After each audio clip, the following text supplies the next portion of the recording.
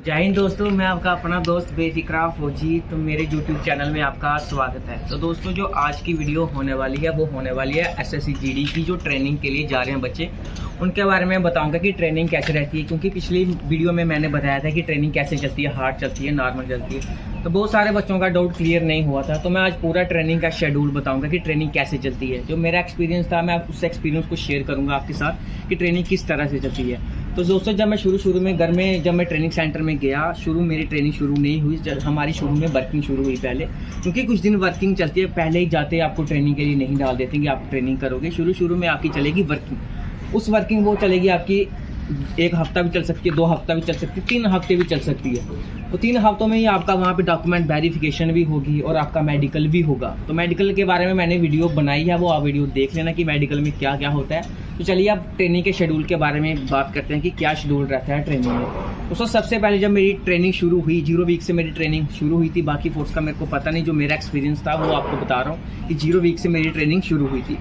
सबसे पहले ट्रेनिंग की शुरुआत होती थी हमारी, मैं रात को सुबह 3:30 बजे उठ जाता था, क्योंकि गर्मियों में हमारी ट्रेनिंग शुरू हुई थी।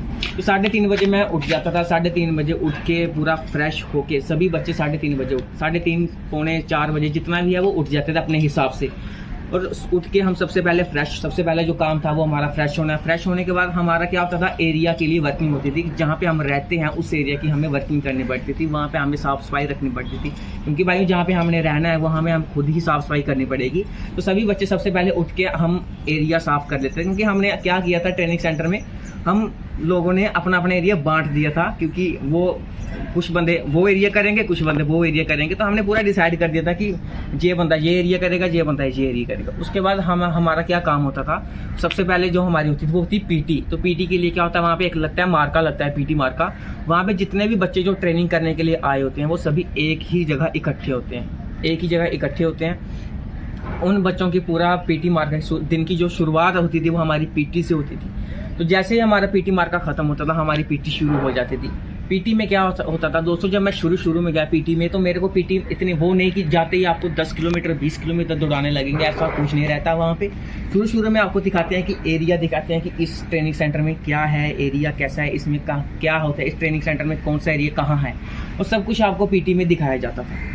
और उसके बाद 1 हफ्ते हमारा यही चला, पीटी दिखाने का, एरिया डोमिनेशन चला कि यहाँ पे ये है, उसके बाद ये है। और धीरे धीरे उसके बाद पीटी थोड़ा जैसे 2-3 हफ्ते होंगे, उसमें पीटी में शुरू क्या होता था, रनिंग होती थी। रनिंग हमारी 2 किलोमीटर हो गई, 2.5 किलोमीटर हो गई, 3 किलोमीटर हो गई। तो ऐसे रनिंग डेली चलती थी हमारी।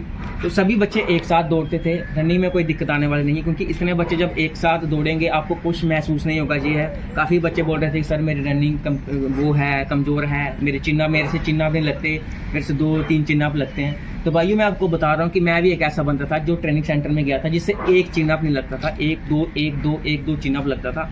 काफ़ी मतलब की दिक्कत हुई मेरे को 1-2 महीना। उसके बाद मैं ऑटोमेटिकली 6, फिर 10, फिर 12 चिन्ह मैं मारना लग पड़ा था। तो वो आपको ट्रेनिंग में आपके चिन्ह लग जाएंगे, उसकी आप टेंशन मत लेना कि मेरे से ये चिन्ह लगता है, मेरे से वो चिन्ह लगता है। तो दोस्तों, जब पीटी में आप रनिंग करके आओगे, रनिंग के बाद आपको वो करवाएंगे, आपके चिन्ह लगवाएंगे, आपसे पुशअप लगवाएंगे। मतलब कि वो धीरे धीरे आपका पूरा स्टेमिना बना देंगे। और उसके बाद आपको सब कुछ करवाएंगे, रनिंग करके, मतलब कि एक ही बार में सब कुछ नहीं करवा देंगे, धीरे धीरे आपका स्टेमिना बनाएंगे। और जब हमारी पीटी खत्म होती थी, पीटी के बाद पीटी हमारी रहती थी लगभग 1 घंटे की रहती थी। 1 घंटे की पीटी, उसमें ब्रेक भी मिलता है दोस्तों, 5-10 मिनट का ब्रेक भी मिलता है थोड़ा बहुत। पीटी के बाद आपकी जो मेरा होता था वो होता था ड्रिल भी हो सकती है, आपकी बैपल की क्लास भी हो सकती है। वो आपका हफ्ते वो शेड्यूल चेंज होता रहता है। पीटी जब करके आओगे आप लोग, उसके बाद आपकी चलेगी ड्रिल की क्लास चलेगी आपकी। ड्रिल में आपको क्या सिखाया जाएगा, जाते ही आपको ड्रिल में जब शुरू में आप जाओगे तो शुरू में यही सिखाया जाएगा कि आपको आपके वर्दी पहनने का तरीका, कि वर्दी को कैसे पहनना है, पूरा A to Z आपको बताया जाएगा।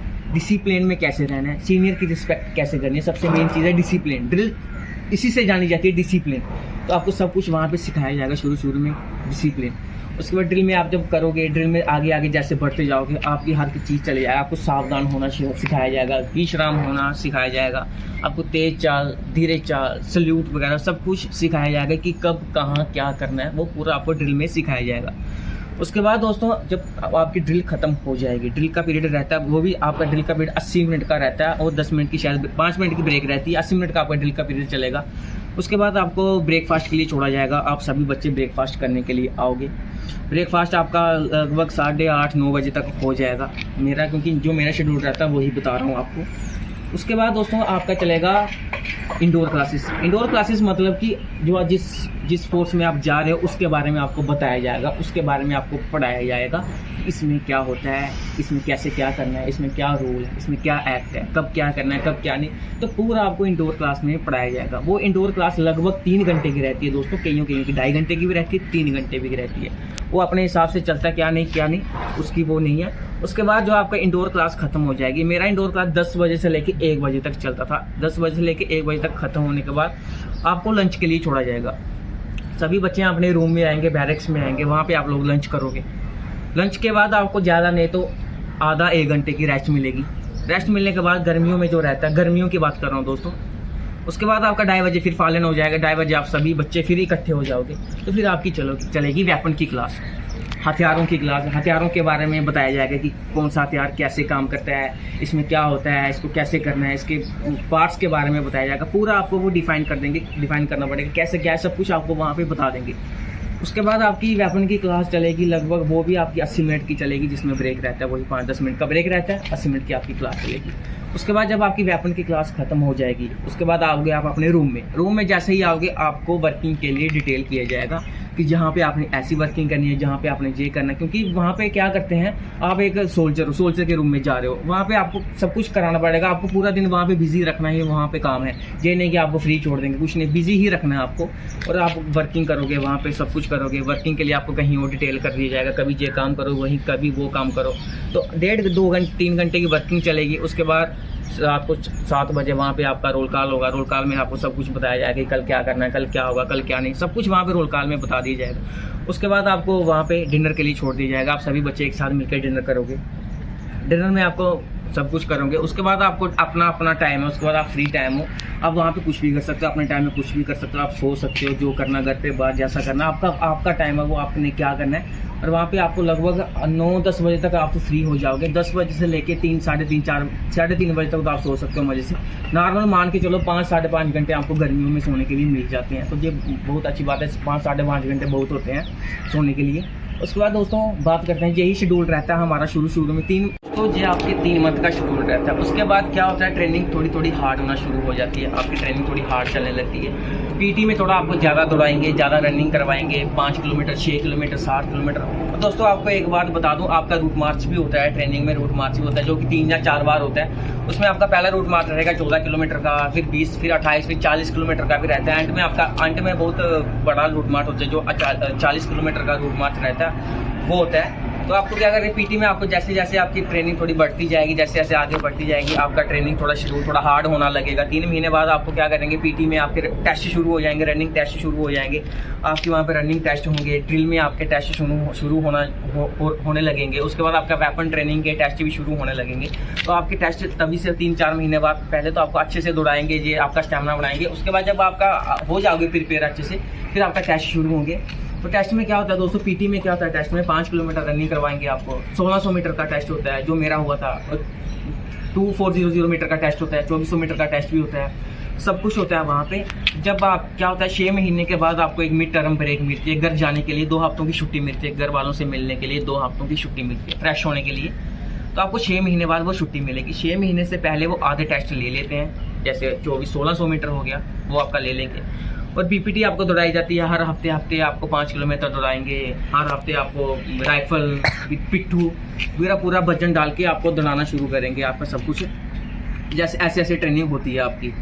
उसके बाद ड्रिल में टेस्ट होते हैं, वेपन ट्रेनिंग में टेस्ट होते हैं। किसी भी चीज़ में कोई दिक्कत नहीं लेनी है, क्योंकि भाइयों इतने सारे लड़के एक साथ रनिंग कर रहे हो, तो किस चीज़ की दिक्कत। अगर सभी कर रहे हैं तो आप क्यों नहीं कर सकते, सभी कर सकते हैं। ट्रेनिंग कोई हार्ड नहीं रहती, हाँ ईजी रहती है, नॉर्मल ट्रेनिंग रहती है, बस थोड़ा सोने का वो होता है दोस्तों। उसके बाद बात करते हैं सर्दियों की। सर्दियों में क्या होता है, काफ़ी ज़्यादा टाइम मिल जाता है सोने को, क्योंकि अंधेरा जल्दी हो जाता है वहाँ पे।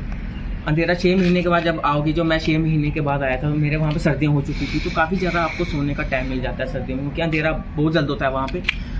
तो क्या करना है सर्दियों में आपका वही शेड्यूल रहता है। आपको कोई मार्का लगेगा, आपका 6-6:30 बजे आपका मार्का लगेगा। उसके बाद आप 6 बजे उठोगे, मान लो 5:30 बजे भी उठते हो, तो गर्मियों से आप 2 घंटे लेट ही उठ रहे हो ना, उस हिसाब से आपका पूरा शेड्यूल चलेगा, वो आपका उस हिसाब से शेड्यूल कर देंगे कि आपको जितना हो सके उतना फ्री रहोगे। तो शाम को भी जल्दी फ्री हो जाओगे, 6 साढ़े 6 7 बजे आप फ्री हो जाओगे। 7 बजे के बाद अपना टाइम है आपका। और काफ़ी सारे बच्चों का ये भी वो आ रहा था कि सर हम फ़ोन यूज़ कर सकते हैं। तो भाइयों आप अपने टाइम पे फ़ोन यूज़ कर सकते हो, वहाँ पे कोई दिक्कत नहीं है। लेकिन अब क्लास होती है, जब क्लास में जाते हो किसी भी क्लास में, तो वहाँ आप फ़ोन यूज़ नहीं कर सकते। अगर आपका अपना टाइम है तो वहाँ पे आप यूज़ कर सकते हो, रात को करो दिन में करो, वो किसी चीज़ की दिक्कत नहीं है। फ़ोन के लिए कोई नहीं बोलेगा। बाकी अपने टाइम में आप फ़ोन यूज़ नहीं कर सकते। बहुत सारे बच्चों का ये भी कमेंट आ रहा था कि सर वहाँ पे डिस्टेंस चेक होता है, ये होता है, नाक नहीं चेक होता है। तो भाई मेरा तो कुछ चेक नहीं होता, वहाँ पे मेन हुआ था कलर विजन चेक होता है। कलर विजन मेन हुआ था मेरा चेक वहाँ पे। बाकी तो इतना हार्ड नहीं होता। बाकी हाइट चेस्ट वेट, वो मैंने वीडियो हाइट चेस्ट की वेट के बारे में जो वीडियो थी वो मैंने बना दी है। अब वो वीडियो को देख लेना एक बार, आपके सारे डाउट क्लियर हो जाएंगे। और बाकी फिर भी मैं इस वीडियो में बोल देता हूँ कि मेरा सिर्फ कलर विजन ही जो हुआ था, हार्ड चेक हुआ था, बाकी कुछ चेक वहाँ पे नहीं हुआ था। तो दोस्तों यही रहता है, सर्दियों में इतनी दिक्कत नहीं होती। सर्दियों में ट्रेनिंग भी आसानी से चलती है, क्योंकि ठंड में क्या ही कर लेंगे, ज़्यादा से ज़्यादा कितनी हार्ड ट्रेनिंग हो जाएगी।